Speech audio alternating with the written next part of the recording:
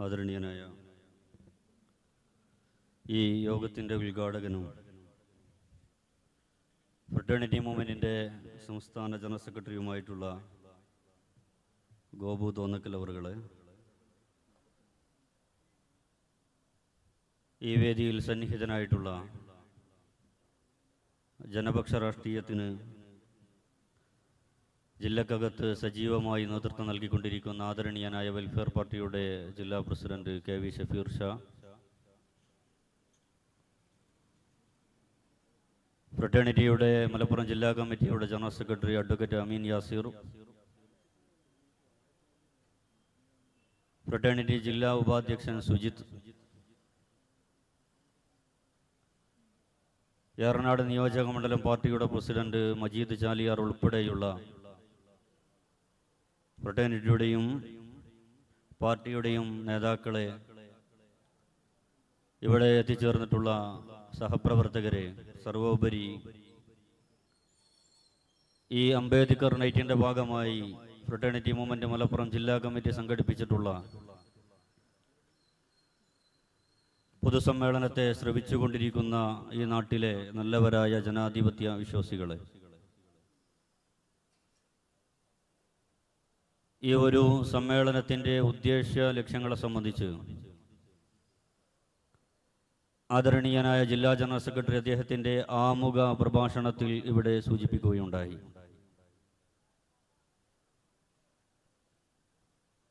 ആയിരത്തി 1947 ഓഗസ്റ്റ് 15 സ്വതന്ത്രമായ രാജ്യമാണ് നമ്മുടെ രാജ്യം.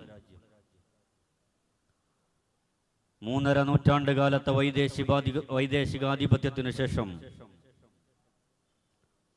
ഒരു രാജ്യം സ്വാതന്ത്ര്യത്തിന്റെ പൊൻപുലരിയിലേക്ക് എടുത്തെറിയപ്പെടുമ്പോൾ ഈ രാജ്യത്തെ ഹൈന്ദവരും ക്രൈസ്തവരും മുസ്ലിങ്ങളും ദളിതുകളും മതമുള്ളവരും മതമില്ലാത്തവരുമായി അനേക കോടി ജനസമൂഹങ്ങളെ ഒന്നിച്ചു ചേർത്തുകൊണ്ട് ഈ രാജ്യത്തെ ഒരു മതനിരപേക്ഷമായി നിലനിർത്തുന്നതിന് ഒരു ഭരണഘടന നിർമ്മിക്കുന്നതിൻ്റെ ചുമതല ഏൽപ്പിക്കപ്പെട്ട ഈ രാജ്യത്തിൻ്റെ ഭരണഘടനാ ശില്പിയും ഈ രാജ്യത്തെ അവർണ പിന്നോക്ക ന്യൂനപക്ഷ സമൂഹങ്ങളുടെ അവകാശങ്ങൾക്ക് വേണ്ടി ശബ്ദിച്ച പ്രവാചക തുല്യനായിരുന്ന വ്യക്തിത്വമായിരുന്നു ബി.ആർ. അംബേദ്കർ എന്ന് പറയുന്നത്. സമത്വം, തുല്യത, സാഹോദര്യം എന്ന് പറയുന്ന പ്രമേയം ഉയർത്തിപ്പിടിച്ചുകൊണ്ട് ഈ രാജ്യത്തെ ഒരു മതാധിഷ്ഠിത രാജ്യമാക്കി മാറ്റണമെന്ന്, ഈ രാജ്യത്തിന്റെ ഭൂരിപക്ഷം എന്ന് പറയുന്നത് ഹൈന്ദവതയിൽ വിശ്വസിക്കുന്ന ആളുകളായതുകൊണ്ട് തന്നെ 1925 ഈ രാജ്യത്ത് ഹിറ്റ്ലറുടെയും അതുപോലെ തന്നെ ജർമ്മനിയിലെ നാസിസത്തിന്റെയും ഒക്കെ ചുവട് പിടിച്ചുകൊണ്ട് രാജ്യത്ത് രൂപപ്പെട്ടു വന്ന RSSന്റെയും സംഘപരിവാറിന്റെയും മുദ്രാവാക്യങ്ങൾ ഈ രാജ്യത്തെ ഒരു ഹിന്ദുത്വ രാജ്യമാക്കി പരിവർത്തിപ്പിക്കണമെന്നായിരുന്നു. ഏക സിവിൽ കോഡ് അടക്കമുള്ള വിവിധ സംവിധാനങ്ങളെ സംബന്ധിച്ചു ഈ രാജ്യത്ത് നിലനിൽക്കുന്ന വിവിധ മതങ്ങളെ ചൂണ്ടിക്കാണിച്ചുകൊണ്ട് അതിർത്തിയിൽ നിന്ന് കടന്നു വന്നവരാണ്. ഈ രാജ്യത്ത് വൈദേശികമായ ബന്ധമുള്ള മതങ്ങളാണവർ. അതുകൊണ്ട് തന്നെ ഈ രാജ്യത്തിനകത്ത് ഈ രാജ്യത്തിന്റെ പാരമ്പര്യം ഉൾക്കൊള്ളുന്നവർ ഹൈന്ദവ ദർശനങ്ങളാണ് എന്നും ഈ രാജ്യം ഒരു ഹിന്ദുത്വ രാജ്യമാക്കി മാറ്റണമെന്നും ആഗ്രഹിച്ചുകൊണ്ട് അതിനുവേണ്ടി പണിയെടുത്തുകൊണ്ടിരുന്ന സവർണ തമ്പുരാക്കന്മാർക്ക് മുന്നിൽ ഈ രാജ്യം ഒരു മതേതരത്വ രാജ്യമാണ് എന്നും ഈ രാജ്യത്ത് അധിവസിച്ചു കൊണ്ടിരിക്കുന്ന മതന്യൂനപക്ഷങ്ങൾക്ക്, ഈ രാജ്യത്ത് അധിവസിച്ചു കൊണ്ടിരിക്കുന്ന ഭാഷാ ന്യൂനപക്ഷങ്ങൾക്ക്, ഈ രാജ്യത്ത് അധിവസിച്ചു കൊണ്ടിരിക്കുന്ന വിവിധങ്ങളായ ജാതി വർഗങ്ങൾക്ക്, ഉപജാതി വർഗങ്ങൾക്ക് അവരുടേതായ അവകാശങ്ങളുണ്ട് എന്ന് പ്രഖ്യാപിച്ച മഹാനായിരുന്നു ബി.ആർ. അംബേദ്കർ എന്ന് പറയുന്നത്. പ്രിയപ്പെട്ടവരെ, 7.5 പതിറ്റാണ്ടിനപ്പുറം സവർണ ഫാസിസം എന്ന് പറയുന്നത് അധികാരത്തിന്റെ സംഹാര രൂപം കൊണ്ടുകൊണ്ട് നമ്മുടെ ഭരണഘടനയെ നിരന്തരമായി വെല്ലുവിളിച്ചു കൊണ്ടിരിക്കുകയാണ്. ഹൈന്ദവത എന്ന് പറയുന്നതിൽ നിന്ന് ഹിന്ദുത്വം എന്ന് പറയുന്ന ഒരു രാഷ്ട്രീയ ദർശനത്തിലേക്ക് സംഘപരിവാർ ഈ നാടിനെ വിളിച്ചു കൊണ്ടുപോവുകയാണ്. ഈ രാജ്യത്തിനകത്ത് ഹൈന്ദവത എന്ന് പറയുന്ന, ഹിന്ദുത്വം എന്ന് പറയുന്ന ഒരു സംയുക്ത മാത്രമാണ്. ആ ഒരു ദർശനങ്ങൾക്ക് മാത്രമാണ്, അത്തരത്തിലുള്ള മതവിഭാഗങ്ങൾക്ക് മാത്രമാണ് നിലകൊള്ളാൻ അർഹതയുള്ളത്. ഈ രാജ്യത്തെ മുസ്ലിങ്ങൾ അതിർത്തി കടന്നു വന്നവരാണ്. ഈ രാജ്യത്തെ ക്രൈസ്തവർ അതിർത്തി കടന്നു വന്നവരാണ്. ഈ രാജ്യത്ത് കടന്നു വന്നിട്ടുള്ള കമ്മ്യൂണിസം ഉൾപ്പെടെയുള്ള സോഷ്യലിസം ഉൾപ്പെടെയുള്ള ദർശനങ്ങൾ എന്ന് പറയുന്നത് അതിർത്തി കടന്നു വന്ന വിദേശ ദർശനങ്ങളായതുകൊണ്ട് തന്നെ അവരെല്ലാം തന്നെ ഈ രാജ്യത്തു നിന്ന് നിഷ്കാഷണം ചെയ്യപ്പെടണമെന്ന്, ഈ രാജ്യത്തു നിന്ന് അവർ ആട്ടിപ്പുറത്താക്കപ്പെടണമെന്ന് നിരന്തരമായി ആവശ്യപ്പെട്ടുകൊണ്ടിരിക്കുന്ന, അതിനുവേണ്ടി ദൈക്ഷണികമായ രാഷ്ട്രീയ പ്രത്യയശാസ്ത്രം ചമച്ചുകൊണ്ടിരിക്കുന്നവർ വർത്തമാനകാല ഇന്ത്യയിലാണ്. ഈ രാജ്യത്തിന്റെ ഭരണഘടനയെ സംരക്ഷിക്കുന്നതിനു വേണ്ടി നിരന്തരമായി ഇടപെട്ടുകൊണ്ടിരിക്കുന്ന ഒരു വിദ്യാർത്ഥി യുവജന പ്രസ്ഥാനം എന്നുള്ള അർത്ഥത്തിൽ ഫ്രട്ടേണിറ്റി മൂവ്മെന്റ് ശ്രദ്ധേയമാകുന്നത്. ഭൂരിപക്ഷത്തെ സംബന്ധിച്ചിടത്തോളം അവർ പറഞ്ഞുകൊണ്ടിരിക്കുന്നത്, ഞങ്ങൾ ഈ രാജ്യത്ത് ഭൂരിപക്ഷമാണ്, ഈ രാജ്യത്ത് ബ്രാഹ്മണിക്കൽ അധിഷ്ഠിതമായ, സവർണ അധിഷ്ഠിതമായ ഒരു രാഷ്ട്രീയത്തെയും ഒരു വ്യവസ്ഥയെയും അവർ സ്വപ്നം കണ്ടുകൊണ്ടിരിക്കുമ്പോൾ അവരുടെ ദൈവികമായ ദർശനത്തിന്റെ ദൈവികമായ അവകാശമാണ് ഈ രാജ്യത്ത് ബഹുഭൂരിപക്ഷത്തിൽ അധിഷ്ഠിതമായ ഒരു രാഷ്ട്രം സ്ഥാപിക്കുക എന്നാണ് നരേന്ദ്രമോദിയും അമിത്ഷായും ഒക്കെ ഈ രാജ്യത്ത് പറഞ്ഞുകൊണ്ടിരിക്കുന്നത്. ഈ രാജ്യത്തിനകത്ത് വലിയ അർത്ഥത്തിലുള്ള CAA-യുടെയും NRC-യുടെയും ഒക്കെ പദ്ധതികളുമായി സംഘപരിവാർ മുന്നോട്ട് പോയപ്പോ UP-യിൽ നിന്ന് യോഗി ആദിത്യനാഥ് എന്ന് പറയുന്ന ഇവിടത്തെ എല്ലാ അർത്ഥത്തിലുമുള്ള സംഘപരിവാറിന്റെ സംഹാര രൂപങ്ങളെല്ലാം തന്നെ ആവാഹിച്ചെടുത്തിട്ടുള്ള ഒരു ഭരണാധികാരി ഈ രാജ്യത്തോട് വിളിച്ചു പറഞ്ഞത്, ഞങ്ങൾ ഈ രാജ്യത്തെ ഹിന്ദുത്വവൽക്കരിക്കുന്നതിന് വേണ്ടിയിട്ടുള്ള ഒന്നാമത്തെ ശ്രമം ഇതാ നടത്തിക്കൊണ്ടിരിക്കുന്നു എന്നുള്ളതാണ്. CAA-യും NRC-യും ഈ രാജ്യത്ത് നടപ്പിലാക്കാൻ സംഘപരിവാർ മുന്നോട്ട് വന്നിട്ടുള്ള സാഹചര്യത്തിൽ വലിയ അർത്ഥത്തിലുള്ള വെല്ലുവിളികളെ നമുക്ക് അഭിമുഖീകരിക്കേണ്ടി വന്നിട്ടുണ്ട്. ആ വെല്ലുവിളികൾക്ക് മുന്നിൽ ഈ രാജ്യത്തെ 140 വർഷത്തെ പാരമ്പര്യമുള്ള ഇന്ത്യൻ നാഷണൽ കോൺഗ്രസ് ഉൾപ്പെടെയുള്ള, ഈ രാജ്യത്തെ കമ്മ്യൂണിസ്റ്റ് പാർട്ടികൾ ഉൾപ്പെടെയുള്ള, ഈ രാജ്യത്തെ സോഷ്യലിസ്റ്റ് പാർട്ടികൾ ഉൾപ്പെടെയുള്ള മതനിരപേക്ഷതയുടെയും മതേതരത്വത്തിന്റെയും ഗീർവാണ പ്രഭാഷണം നടത്തിക്കൊണ്ടിരിക്കുന്ന വലിയ വലിയ രാഷ്ട്രീയ പ്രസ്ഥാനങ്ങൾ അവർ എന്ത് ചെയ്യണമെന്നറിയാതെ ഇതൊരു സ്ഥലത്തിൽ ന്യൂനപക്ഷങ്ങളെ മാത്രം ബാധിച്ചുകൊണ്ടിരിക്കുന്ന, ഇന്ത്യ രാജ്യത്തെ മുസ്ലിങ്ങളെ മാത്രം മുന്നം വെച്ചുകൊണ്ട് RSS നടപ്പിലാക്കുന്ന ഉന്മൂലന പദ്ധതിയാണ് എന്നുള്ള ലാഘവത്തോടു കൂടിയിട്ടുള്ള രാഷ്ട്രീയ സമീപനമാണ് അവർ സ്വീകരിച്ചത്.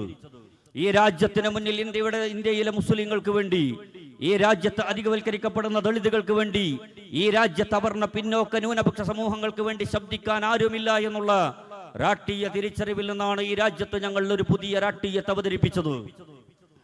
ഇന്ത്യൻ നാഷണൽ കോൺഗ്രസും സോഷ്യലിസ്റ്റ് പ്രസ്ഥാനങ്ങളും കമ്മ്യൂണിസ്റ്റ് പാർട്ടികളും പരാജയപ്പെട്ടിടത്തു പുതിയ ഒരു വർത്തമാനകാല രാഷ്ട്രീയത്തിന്റെ പുതിയ ഒരു പ്രതിപക്ഷത്തെ ഞങ്ങൾ അവതരിപ്പിച്ചപ്പോ രാജ്യത്തിന്റെ വിവിധങ്ങളായ സർവകലാശാലകളിൽ നിന്ന് ആസാദി മുദ്രാവാക്യങ്ങളുമായി ഫ്രട്ടേണിറ്റി മൂവ്മെന്റിന്റെ പ്രവർത്തകന്മാർ തെരുവിലേക്ക് ഇറങ്ങിയപ്പോ രാജ്യത്തിന്റെ സർവകലാശാലകളിൽ നിന്ന് തെരുവുകൾ പ്രക്ഷോഭമാക്കിക്കൊണ്ട് ഈ രാജ്യത്തിന്റെ തെരുവുകളെ ഞങ്ങൾ വീണ്ടെടുത്തപ്പോ അതിലേക്ക് വൈകി വന്ന 10,000-ങ്ങളാണ്. വലിയ അർത്ഥത്തിലുള്ള വെല്ലുവിളികളുമായി കടന്നു വന്ന നരേന്ദ്രമോദിയുടെയും അമിത്ഷായുടെയും അതുപോലെ തന്നെ ഇവിടുത്തെ സംഘപരിവാറിന്റെ ഫാസിസ്റ്റ് ഭരണകൂടത്തിന് ഒരടിയെങ്കിലും ആ തീരുമാനത്തിൽ നിന്ന് പിന്നോട്ട് പോകേണ്ടുന്ന സാഹചര്യം ഉണ്ടായത്. പ്രിയപ്പെട്ടവരെ, ഈ ഇന്ത്യ രാജ്യത്തിലെ മുസ്ലിങ്ങൾ എന്ന് പറയുന്നത് ഈ രാജ്യത്തിന്റെ നിർമ്മിതിക്ക് വേണ്ടി നിരവധിയായ സംഭാവനകൾ അർപ്പിച്ചിട്ടുള്ള ഒരു സമൂഹമാണ്. തമിഴ്നാട്ടിലെ ആക്കോട് നവാബുമാർ, ആന്ധ്രയിലെ നൈസാമുമാർ, മൈസൂരിലെ സുൽത്താൻമാർ, തുഗ്ലക് വംശത്തിന്റെ, കിൽജി വംശത്തിന്റെ നിരവധിയായ മുസ്ലിം ഭരണാധികാരികളുടെ ഒരു സഹസ്രാബ്ദത്തോളം നീണ്ടുനിന്ന ഭരണത്തിന്റെ നിരവധിയായ അടയാളങ്ങൾ കന്യാകുമാരി മുതൽ കാശ്മീർ വരെ നിങ്ങൾ സഞ്ചരിച്ചാൽ നിങ്ങൾക്ക് കാണാൻ സാധിക്കും. അങ്ങനെ നിലനിൽക്കുന്ന ഒരു രാജ്യത്തിനകത്ത് ഈ ഇന്ത്യ രാജ്യത്തിന്റെ മലമടക്കുകളെ ജനവാസയോഗ്യമാക്കിയ ഒരു ജനവിഭാഗത്തെ, ഈ രാജ്യത്തെ ന്യൂനപക്ഷങ്ങളെ അവരുടെ അവകാശങ്ങളെ കവർന്നെടുക്കുന്നതിന് വേണ്ടി അവരുടെ ന്യായമായ, അവരുടെ വിശ്വാസപരമായിട്ടുള്ള ഒരു സംവിധാനമായി കൊണ്ട് ഈ രാജ്യത്തിനകത്ത് നിയമപരമായിട്ടുള്ള പരിരക്ഷ നൽകിക്കൊണ്ട് അവരുടെ വിശ്വാസങ്ങൾക്ക് വേണ്ടി, അവരുടെ ആചാരങ്ങൾക്ക് വേണ്ടി, അവരുടെ അനുഷ്ഠാനങ്ങൾക്ക് വേണ്ടി മാറ്റി നിർത്തപ്പെട്ട വഖഫിനുമേൽ ഇവിടുത്തെ സംഘപരിവാർ ശക്തികൾ വലിയ അർത്ഥത്തിലുള്ള നിയമങ്ങൾ ചമച്ചുകൊണ്ട് പ്രയാസപ്പെടുത്തുകയാണ്. ഇന്ത്യയിലെ മുസൽമാൻ ഇന്ത്യ രാജ്യത്തിനകത്ത് അവന്റെ മുസ്ലിം ഐഡന്റിറ്റിയും അതുപോലെ തന്നെ അവന്റെ വിശ്വാസവും നിലനിർത്താൻ വലിയ അർത്ഥത്തിൽ പ്രയാസപ്പെടുന്ന ഒരു സാഹചര്യത്തിൽ 1947 ഓഗസ്റ്റ് 15 സ്വതന്ത്രമായത് തൊട്ട് ഈ 2025 വരെയുള്ള 3/4 നൂറ്റാണ്ട് കാലത്തെ ഇന്ത്യയിലെ മുസ്ലിം സമൂഹത്തിന്റെ രാഷ്ട്രീയപരമായ അസ്തിത്വത്തിന്റെ വലിയ അർത്ഥത്തിലുള്ള പ്രതിസന്ധികൾ നേരിട്ടുകൊണ്ടിരിക്കുന്ന ഒരു സാഹചര്യം നമ്മുടെ മുന്നിലുണ്ട്.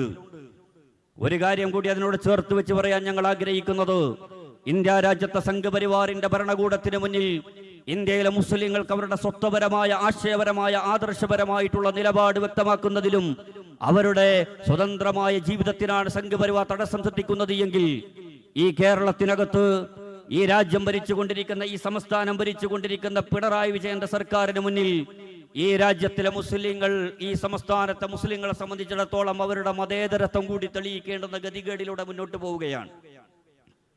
എല്ലായിടത്തും മുസ്ലിങ്ങളെ നോക്കിക്കൊണ്ട് വലിയ അർത്ഥത്തിലുള്ള വെല്ലുവിളികൾ അവർ ഉയർത്തിക്കൊണ്ടിരിക്കുകയാണ്. കേരളത്തിനകത്ത് ജീവിച്ചുകൊണ്ടിരിക്കുന്ന മുസ്ലിങ്ങളുടെ സമരത്തിന്റെയും അതുപോലെ തന്നെ അവരുടെ സംഘാടനത്തിന്റെയും അവരുടെ രാഷ്ട്രീയപരമായ ഇടപെടലിനുമൊക്കെ വലിയ അർത്ഥത്തിലുള്ള വെല്ലുവിളികൾ സൃഷ്ടിച്ചുകൊണ്ട് സംസ്ഥാന സർക്കാർ മുന്നോട്ട് പോയിക്കൊണ്ടിരിക്കുമ്പോൾ നിങ്ങൾ മനസ്സിലാക്കേണ്ടുന്നത്, ഈ രാജ്യത്തിന്റെ ഭരണഘടനയെ കാത്തു സംരക്ഷിക്കുക എന്ന് പറയുന്നത് ഈ രാജ്യത്തെ മതസാഹോദര്യത്തിന്റെയും പാരസ്പര്യത്തിന്റെയും സഹിഷ്ണുതയുടേതുമായ സംവിധാനങ്ങളുമായി മുന്നോട്ട് പോയിക്കൊണ്ടിരിക്കുന്ന മനുഷ്യരുടെ ബാധ്യതയാണ്. പ്രിയപ്പെട്ടവരെ, നിങ്ങൾ മനസ്സിലാക്കേണ്ടുന്നത്, ഈ രാജ്യത്ത് സംഘപരിവാർ മുന്നോട്ട് വെക്കുന്നവരുടെ ഉന്മൂലന സിദ്ധാന്തത്തിനകത്ത് ഒരു വേള ഒന്നാമത് നിൽക്കുന്നത് അവരുടെ ലിസ്റ്റിൽ മുസ്ലിങ്ങളാണ് എങ്കിൽ രണ്ടാമത് വരുന്നത് ക്രൈസ്തവരും അതുപോലെ തന്നെ മൂന്നാമത് വരുന്നത് കമ്മ്യൂണിസ്റ്റുകളുമാണ്. മുസ്ലിങ്ങൾ നിലനിൽക്കുമ്പോൾ മാത്രമാണ് ഇവിടുത്തെ കമ്മ്യൂണിസ്റ്റുകൾക്കും അതുപോലെ തന്നെ ഇവിടുത്തെ ക്രൈസ്തവർക്കും വലിയ അർത്ഥത്തിലുള്ള ഒരു പരിരക്ഷയുള്ളത്. ഇന്ത്യയിലെ മുസൽമാനെതിരെയുള്ള ഇവിടുത്തെ ഭരണഘടനാപരമായ എല്ലാ അർത്ഥത്തിലുമുള്ള അവകാശ ലംഘനങ്ങളുടെ, ഈ രാജ്യത്തെ ദളിതുകൾക്ക് നേരെയുള്ള എല്ലാ അർത്ഥത്തിലുമുള്ള കടന്നുകയറ്റങ്ങളും മുന്നോട്ട് പോകുമ്പോൾ അതെല്ലാം തന്നെ വിജയിപ്പിച്ചെടുത്തതിന് ശേഷം ഇവിടെ വരാൻ പോകുന്നത് സംഘപരിവാറിന്റെ കരാളഹസ്തങ്ങളും അവരുടെ ദഷ്ടങ്ങളും ആരുടെ മേലിലാണോ വലിയ അർത്ഥത്തിലുള്ള ആധിപത്യം സ്ഥാപിക്കാൻ മുന്നോട്ട് വെക്കുന്നത് എന്ന് ചോദിച്ചാൽ അതിവിടുത്തെ ക്രൈസ്തവരാണ്, കമ്മ്യൂണിസ്റ്റ് പാർട്ടിക്കാരാണ്. അതുകൊണ്ട് തന്നെ ഞങ്ങൾ പറയാൻ ആഗ്രഹിക്കുന്നു, ഈ രാജ്യത്തെ മുസൽമാന്റെയും ഈ രാജ്യത്തെ കമ്മ്യൂണിസ്റ്റുകാരന്റെയും ഈ രാജ്യത്തിന്റെ ക്രൈസ്തവരെയും അതുപോലെ തന്നെ ഈ രാജ്യത്തിലെ മതന്യൂനപക്ഷങ്ങളെയും ദളിത് പിന്നോക്ക ന്യൂനപക്ഷങ്ങളുടെയും ഒക്കെ അവകാശങ്ങളെ സംരക്ഷിക്കുക. ഈ രാജ്യത്തിന്റെ സ്വാതന്ത്ര്യത്തിന് വേണ്ടി അതുപോലെ തന്നെ മതത്തിന്റെ സാഹോദര്യത്തിന്റെ സഹിഷ്ണുതയുടെ വലിയ അർത്ഥത്തിലുള്ള മുന്നേറ്റങ്ങൾ സൃഷ്ടിച്ചെടുക്കുന്നതിന് വേണ്ടി നമുക്ക് ബി.ആർ. അംബേദ്കറുടെ പ്രതിജ്ഞകളെ പുതുക്കേണ്ടതുണ്ട്. മഹാനായിരുന്ന ബി.ആർ. അംബേദ്കർ അന്ന് തന്നെയും ഈ രാജ്യത്തിന്റെ ഭരണഘടനയെ കുറിച്ച് പറയുന്നുണ്ട്.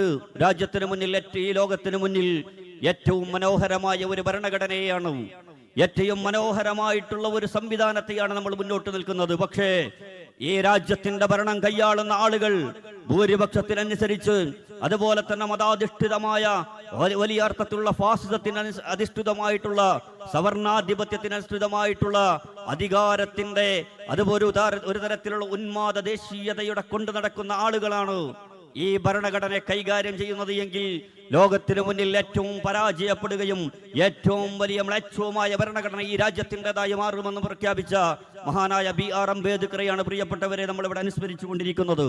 അതുകൊണ്ട് തന്നെ നമുക്ക് പറയുവാനുള്ളത്, ബി.ആർ. അംബേദ്കർ എന്ന് പറയുന്നത് ഈ രാജ്യത്തിന്റെ മതനിരപേക്ഷതയുടെ പ്രതീകമാണ്, ഈ രാജ്യത്തിന്റെ മതേതരത്വത്തിന്റെ പ്രതീകമാണ്. അതിനപ്പുറം ഈ രാജ്യത്തിന്റെ ഭരണകൂടങ്ങൾ, ഈ രാജ്യത്തിന്റെ സവർണ തമ്പുരാക്കന്മാർ, ഈ രാജ്യത്തെ ഇക്കാലം അത്രയും മാറി മാറി ഭരിച്ചിട്ടുള്ള ഈ രാജ്യത്തെ സർക്കാരുകൾ ആരെയാണോ വളരെ അർത്ഥത്തിലുള്ള തന്ത്രപൂർവ്വം അവഗണിക്കപ്പെട്ടത്, ആരെയാണോ ഇവിടുത്തെ ഭരണകൂടങ്ങൾ വലിയ കുതന്ത്രത്തോടുകൂടി മാറ്റി നിർത്തിയത്, ആ മാറ്റി നിർത്തപ്പെട്ട ജനസമൂഹത്തിന്റെ സ്വപ്നങ്ങളും അവരുടെ അവകാശങ്ങൾക്ക് വേണ്ടി ശബ്ദിച്ച മഹാനായിരുന്ന ബി.ആർ. അംബേദ്കർ എന്ന് പറയുന്നത് നമ്മെ സംബന്ധിച്ചിടത്തോളം വലിയ അഭിമാനമുള്ള സംഗതിയാണ്. അതുകൊണ്ട് ബി.ആർ. അംബേദ്കറുടെ പേര് ഈ രാജ്യത്തിനകത്ത് വലിയ ഉച്ചത്തിൽ പ്രഖ്യാപിക്കുക എന്ന് പറയുന്നത്, അമീക്ഷ ഈ രാജ്യത്തിന്റെ പാർലമെന്റിനകത്ത് അപമാനിച്ച വ്യക്തിയാണ് ബി.ആർ. അംബേദ്കർ എന്ന് പറയുന്നത്. ഈ കേരളത്തിന്റെ നിയമസഭക്കകത്ത് ഇടതുപക്ഷത്തിന്റെ സാമാജികനാൽ അപമാനിക്കപ്പെട്ട വ്യക്തിയാണ് ബി.ആർ. അംബേദ്കർ എന്ന് പറയുന്നത്. ഇടതുപക്ഷ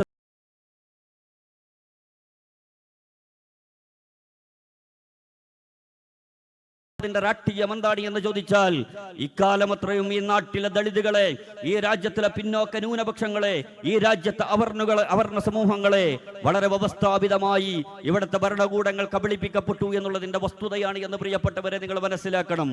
ഒരു കാര്യം കൂടി ഞാൻ ചേർത്ത് വെക്കാൻ ആഗ്രഹിക്കുകയാണ്. ഈ ഇന്ത്യ രാജ്യത്തിനകത്ത്, ഈ കേരളത്തിനകത്ത് ജീവിച്ചുകൊണ്ടിരിക്കുന്ന മുസ്ലിങ്ങൾ അവർ വിദ്യാഭ്യാസപരമായി ചിലയിടെങ്കിലും പുരോഗതി ആർജിച്ചിട്ടുണ്ട്, അവർ വ്യാവസായികമായി പുരോഗതി ആർജിച്ചിട്ടുണ്ട്. ഇസ്ലാമിക സമൂഹത്തിന്റെ വലിയ അർത്ഥത്തിലുള്ള സംഘാടനങ്ങൾ അവർക്കിടയിൽ വലിയ അർത്ഥത്തിലുള്ള പുരോഗതിയിലേക്ക് ചില മേഖലകളിലെങ്കിലും അവരെ കൊണ്ടുപോയിട്ടുണ്ട്. പ്രിയപ്പെട്ടവരെ, ഞാൻ ചോദിക്കാൻ ആഗ്രഹിക്കുന്ന ഇവിടുത്തെ നായർ സമൂഹത്തിന്റെ സംഘാടനം അവരെ സംബന്ധിച്ചിടത്തോളം അവർക്ക് വിദ്യാഭ്യാസ സ്ഥാപനങ്ങളും അവരുടെ സാമൂഹികമായ പുരോഗതിയും ആർജിക്കാൻ സാധ്യമായിട്ടുണ്ട്. SNDP ഉൾപ്പെടെയുള്ള നവോത്ഥാന സംഘങ്ങൾ അവരുടേതായിട്ടുള്ള ധർമ്മങ്ങൾ നിർവഹിച്ചിട്ടുണ്ട്. ഇക്കാലം അത്രയും ഈ കേരളത്തിന്റെ രൂപീകരണം തൊട്ട് ഈ 2020 21 വരെയുള്ള നിയമസഭാ തെരഞ്ഞെടുപ്പുകളിൽ ഇന്ത്യ ഈ കേരളത്തിനകത്ത് ഇടതുപക്ഷത്തെ വലിയ അർത്ഥത്തിൽ താങ്ങി നിർത്തിയത്, ഈ കേരളത്തിൽ ഇടതുപക്ഷത്തിന് അധികാരങ്ങൾ നേടിക്കൊടുത്തത് ആരാണ് എന്ന് ചോദിച്ചാൽ ഇവിടുത്തെ പിന്നോക്കക്കാരായ, അവർണരായ, ആദിവാസികളായ, ദളിതരായ സമൂഹങ്ങളാണ്. ഇവരെല്ലാം തന്നെ സംഘടിച്ചുകൊണ്ട് ഇവരെ രാഷ്ട്രീയത്തിന്റെയും വോട്ട് ബാങ്കാക്കി നിർത്തിയ ഇടതുപക്ഷം ഇവിടുത്തെ ദളിതുകൾക്ക് എന്തു നൽകി എന്നുള്ളത് ഒരു ഓഡിറ്റ് ചെയ്യാൻ ഈ സന്ദർഭത്തിൽ ഇവിടുത്തെ സർക്കാരും സംവിധാനങ്ങളും തയ്യാറാവണമെന്നാണ് ഞങ്ങൾക്ക് പറയുവാനുള്ളത്. ഒന്നും ലഭിക്കാത്ത ഒരു ജനവിഭാഗമായി ഇവിടുത്തെ രാഷ്ട്രീയ തമ്പുരാക്കന്മാർ വളരെ വിദഗ്ധമായി അവരെ കബളിപ്പിച്ചുകൊണ്ടിരിക്കുന്ന ഒരു സാഹചര്യത്തിൽ ഞങ്ങൾ പറയാൻ ആഗ്രഹിക്കുന്നത്, ഈ രാജ്യത്തിന്റെ സാഹോദര്യത്തിന്റെ രാഷ്ട്രീയമാണ് ഫാസിസത്തിനെതിരെയുള്ള മറുമരുന്ന് എന്ന് പറയുന്നത്. അത് ഈ രാജ്യത്തെ മുസ്ലിങ്ങളും ദളിതുകളും പിന്നോക്ക ന്യൂനപക്ഷങ്ങളും ഒന്നിച്ചു ചേർന്നുകൊണ്ടുള്ള പുതിയ ഒരു കാലത്തിന്റെ രാഷ്ട്രീയത്തെ അവതരിപ്പിക്കുന്ന സാഹോദര്യത്തെയാണ് ഫ്രട്ടേണിറ്റി എന്ന് പറയുന്ന ഈ ഇരുവർണ്ണ കൊടിയിൽ ഞങ്ങൾ ആലേഖനം ചെയ്യപ്പെട്ടിട്ടുള്ളത്. അതുകൊണ്ട് തന്നെ പുതിയ കാലത്ത് ഈ രാജ്യം അഭിമുഖീകരിച്ചു കൊണ്ടിരിക്കുന്ന എല്ലാ പ്രതിസന്ധികളുടെയും മറുമരുന്നെന്ന് പറയുന്നത് സാഹോദര്യമാണ്. ആ സാഹോദര്യത്തിന്റെ രാഷ്ട്രീയത്തിലേക്ക്, സാഹോദര്യത്തിന്റെ മാനവികതയുടെ ഉന്നതമായിട്ടുള്ള സ്വത്വബോധത്തിലേക്ക് ഈ നാട്ടിലുള്ള എല്ലാ മനുഷ്യരെയും ക്ഷണിച്ചുകൊണ്ട് ഇവിടെ നടക്കുന്ന സംസാരങ്ങളും തുടർന്ന് നടക്കാനിരിക്കുന്ന കലാപരിപാടികളും ഒക്കെ കാണുവാനും അതിൽ പങ്കാളികളാകുവാനും ഈ നാട്ടിലുള്ള എല്ലാ സഹോദരങ്ങളെയും ഈ വേദിയുടെ അധ്യക്ഷൻ എന്നുള്ള അർത്ഥത്തിൽ ഒരിക്കൽ കൂടി ക്ഷണിച്ചുകൊണ്ട് സ്വാഗതം ചെയ്തുകൊണ്ട് ഇവിടെ എത്തിച്ചേർന്നിട്ടുള്ള എല്ലാ സഹോദരങ്ങൾക്കും സാഹോദര്യ വിപ്ലവാഭിവാദങ്ങൾ നേർന്നുകൊണ്ട് ഞാൻ നിർത്തുന്നു. ജയ് ഫ്രട്ടേണിറ്റി. പ്രിയപ്പെട്ടവരെ, അടുത്തതായി ഈ വേദിയിൽ നമ്മോട് ഉദ്ഘാടന കർമ്മം നിർവഹിച്ചുകൊണ്ട് സംസാരിക്കുന്നതിന് വേണ്ടി ഫ്രട്ടേണിറ്റി മൂവ്മെന്റിന്റെ സംസ്ഥാന ജനറൽ സെക്രട്ടറിയും ഞങ്ങളുടെ സമര സംഘടനാ പ്രവർത്തനങ്ങൾക്ക് സജീവമായി നേതൃത്വം നൽകുകയും ചെയ്യുന്ന ഗോപു തോന്നക്കൽ അവറുകളെ ആദരപൂർവ്വം ക്ഷണിക്കുന്നു.